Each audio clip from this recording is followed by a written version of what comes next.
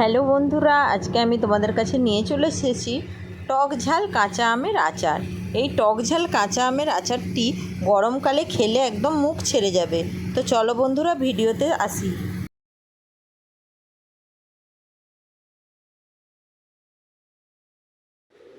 আমের আচার বানানোর জন্য আমি এখানে 500 গ্রাম কাঁচা আম নিয়ে নিয়েছি।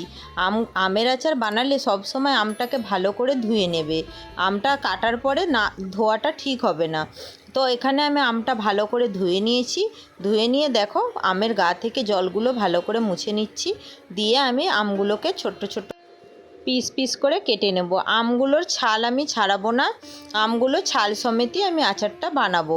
তো এখানে আমি ছুরি দিয়েই প্রথমে ট্রাই করছিলাম, কিন্তু ছুরিতে আমার হচ্ছিল না, তাই আমি আবার বটি নিয়ে বসলাম। তো দেখতেই পেলে আমগুলোকে আমি এইভাবে চারফালি করে কেটে নিয়ে এই রকমভাবে ছোট ছোট করে কেটে নিলাম। প্রতিটা টুকরোই এরকমভাবে করে কেটে নেব। নিয়ে এগুলোকে আর ধোবো না। এর মধ্যে দিয়ে দিলাম লবণ কিছুটা পরিমাণ, আর কিছুটা পরিমাণ দিয়ে দিলাম হলুদের গুঁড়ো। দিয়ে এটাকে ভালো করে মাখিয়ে 24 ঘন্টা আমি এটাকে রেখে দেবো। তো এটাকে ঢাকা দিয়ে এরকম 24 ঘন্টা রেখে দেবো, আর মাঝে মাঝে একটু করে আবার ঘেঁটে দেবো। তো এটা থেকে একটা জল ছেড়ে আসবে। দেখো বন্ধুরা, এটা থেকে আমার একটা জল ছেড়ে গেছে। তো এই আমের জলটা থাকলে এই অবস্থায় আচারটা করলে আচারটা একদম ভালো হবে না। তাই এই রকম করে জলটা ঝেড়ে নিয়ে তারপর আমি এটাকে একটা পাখার হাওয়ায় ভালো করে শুকাতে দেব। তো এখানে আমি একটা পেপার পেতে নিয়েছি, আর তার আমের টুকরোগুলো দিয়ে পাখার হাওয়ার মধ্যে এটাকে আমি কিছুক্ষণ রেখে দিলাম। এদিকে আমি একটা মশলা তৈরি করে নেব, যেটাই দিলাম গোটা জিরে। গোটা জিরেটাকে শুকনো খোলায় ভালো করে আমি এটাকে ভেজে নেব। তারপর এই জিরেটা ভাজা হয়ে গেলে আমি এক এক করে আরও যে মশলাগুলো আছে সেগুলোকেও এক এক করে ভেজে নেব। তারপর এখানে দিয়ে দিলাম জিরেটা ভেজে তুলে নেওয়ার পর মৌরিটা দিয়ে সেমভাবে ভেজে তুলে নিলাম। তারপরে দিয়ে দিলাম 1 চামচ মেথি। মেথিটাও দিয়ে আমি এইভাবে তুলে নিলাম। হ্যাঁ বন্ধুরা, এই যে চামচটা দেখতে পাচ্ছ, এই চামচের মাপে কিন্তু সবই 1 চামচ করে নেব। আর এখানে নিলাম কালো সরষে 1 চামচ, সাদা সরষে 1 চামচ। এটাকেও ভালো করে ভেজে নেব। তো ভেজে নিয়ে এটাও তুলে নেব। তুলে নেওয়ার পরে আমি এখানে দিয়ে দেব 2-3টে শুকনো লঙ্কা। 3টে শুকনো লঙ্কাকেও ভালো করে শুকনো খোলায় ভেজে নেব। শুকনো কলায় ভেজে নিয়ে তো কিছুটা পরিমাণে লবণ আমি এখানে ভেজে নেব। লবণটা ভেজে নেওয়ার কারণ, কাঁচা লবণ দিলে তা থেকে একটা জল ছেড়ে আসে। তাই ওই লবণটা একটু ভেজে নিয়ে দিলে আচারটা খুব ভালো থাকে, অনেক দিন পর্যন্ত আচারটা ভালো থাকবে। তো সেই জন্য আমি লবণটাও একটু ভেজে নিচ্ছি।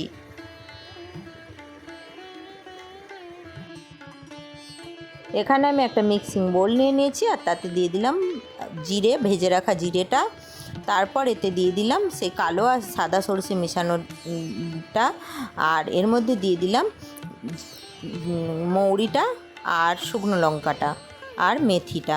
সবগুলো উপকরণ একসাথে দিয়ে আমি এটাকে গুঁড়িয়ে নেব মিক্সির মধ্যে। তো এটাকে পুরো গুঁড়ো করব না, আধ ভাঙা করে গুঁড়িয়ে নেব। তো দেখতেই পাচ্ছ আধ ভাঙা করে আমি এটাকে গুঁড়ো করে নিয়েছি। তারপর এখানে আমি একটা কড়াইয়ের মধ্যে দিয়ে দিলাম বেশ কিছুটা পরিমাণে সরষের তেল। আমার 500 গ্রাম আম ছিল, আমি দিয়ে দিলাম 150-200 গ্রাম মতো সরষের তেল।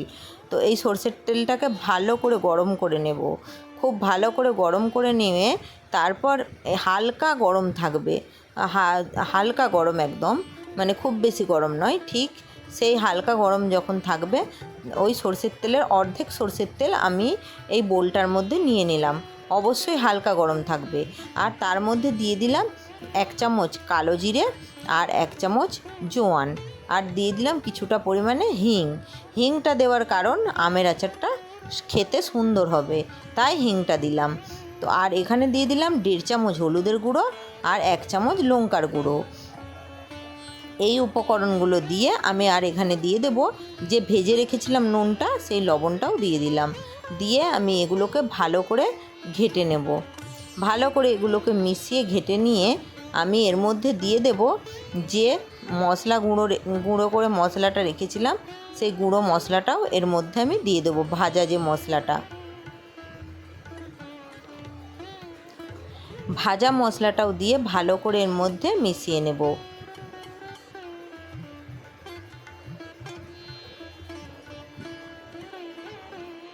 ভালো করে মশলাটা দিয়ে ভালো করে এটা মিশিয়ে নিয়ে তারপর এখানে দিয়ে দেবো 1 চামচ 1.5 চামচ মতো আমি ভিনেগার দিয়ে দেব। ভিনেগারটা দেওয়ার কারণ আচারটা আমার অনেক দিন পর্যন্ত ভালো থাকবে, তাই আমি এখানে 1.5 চামচ মতো ভিনেগার দিয়ে দিলাম। ভিনেগারটা দিয়েও আমি ভালো করে ঘেঁটে নেব। ঘেঁটে নেওয়ার পরে যে আমগুলো আমি রেখেছিলাম জল ঝরিয়ে আর ফ্যানের হাওয়ায় শুকাতে দিয়েছিলাম, তো আমার দেখো আমগুলোর মধ্যে একটুকু গায়ে জল লেগে নেই। অবশ্যই এটা খেয়াল রাখবে গায়ের মধ্যে যেন একটুকু না জল থাকে। তো এই অবস্থায় আমি আমগুলোকে এই মশলার মধ্যে দিয়ে দিলাম। তেল মশলার মধ্যে দিয়ে ভালো করে এগুলোকে মিশিয়ে নেব। মশলার সাথে ভালো করে এটা মাখিয়ে মিশিয়ে নেব। তো ভালো করে এটা মাখিয়ে মিশিয়ে নিয়ে আমি ভরে দেব একটা কাঁচের জারের মধ্যে। তো বন্ধুরা, এইভাবে তোমরা আচারটি করো, দেখবে অনেক দিন ভালোও থাকে আর খেতেও সুন্দর হয়। তো আমার এই ছোট্ট ভিডিওটা তোমাদের কেমন লাগলো অবশ্যই লাইক, কমেন্ট অ্যান্ড শেয়ার করো। আর যারা আমার চ্যানেলে নতুন তারা অবশ্যই করে আমার চ্যানেলটাকে সাবস্ক্রাইব করে পাশে থাকা বেল বাটনটি বাজিয়ে দিও, যাতে আমার ভিডিও তোমরা সবার আগে দেখতে পাও। তো এখানে দেখো আমি আচারটাকে এরকমভাবে মাখিয়ে নিলাম আমগুলো দিয়ে, মশলাটার সাথে দিয়ে আমি এবারে এই আচারটাকে একটা কাঁচের সীসার মধ্যে ভরে নেব। অবশ্যই আচার সবসময় কাঁচের সীসার মধ্যে রাখবে, তবেই আচার ভালো থাকে। আর প্লাস্টিক জাতীয় কিছুর মধ্যে রাখলে আচার কিন্তু বেশি দিন ভালো থাকে না। তো তাই আমি এটাকে কাঁচের মধ্যে রেখে দিলাম।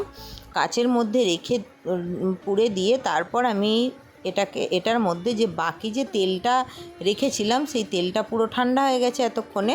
তো সেই ঠান্ডা তেলটাকে আমি এর মধ্যে ঢেলে দেব। তেলটা যতটা দেওয়া থাকবে আচারটা তত বেশি ভালো থাকবে। তো তেলটার মধ্যে আচারটা ভেসে থাকবে। তো চলো বন্ধুরা, এখানে আমার ভিডিও আমি শেষ করে দিচ্ছি। তো চলো আবার আসবো নতুন একটা ভিডিও নিয়ে খুব তাড়াতাড়ি। ততক্ষণ তোমরা ভালো থেকো, সুস্থ থেকো, টাটা।